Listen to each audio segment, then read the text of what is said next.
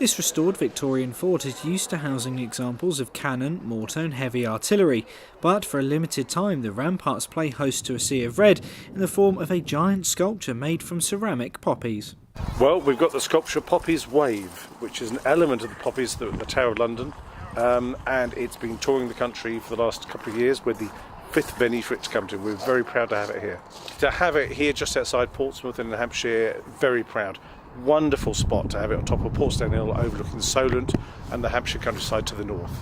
The sculpture is here until late June, and we're not having many other events during that time. We want to focus on the poppies. But being having the National Collection of Artillery here and being a restored Victorian fort, there's plenty of things to see and do. And then in the summer we go back to a normal operation where we hope people come along and just enjoy the fort and all that's going on. There was a whole team of people here for almost 2 weeks, lots of heavy lifting equipment. It's quite a feat of engineering as much as an art sculpture, but they managed to get it on time, so that was good. Yeah, there's over 5,000 in this sculpture, and from a distance the fort's so big, you see it in the distance, you think, oh, that's interesting, but I think as you get closer it really hits you how magnificent it is. Originally at the Tower of London, the poppies have been on tour, and the architecture of the fort adds something unique to how the sculpture is viewed. June 24th is the last day, so we've got 3 months. After that it rests for a few months, and then I believe it's going to the Imperial Museum in Manchester, where it will be a permanent exhibition. So this is the last place to see it in the south and the last touring venue that it will be at. Above all, they select places for their quality and also location. They don't want the sculpture to be in the same area of the country all the time. So we were lucky, it's been to Plymouth before, and Yorkshire, Northumberland, so we were lucky to get it for this area. It is unique, and everyone engages with it differently. I've been privileged to be up on the ramparts by myself with the sculpture when I've been looking up at night, and again, that's a wonderful feeling as well. It's special. I think the way the artist and designer have incorporated it into the landscape of the fort and indeed the Hampshire countryside is just wonderful. And it's the first location you've been able to walk underneath the crest of the wave.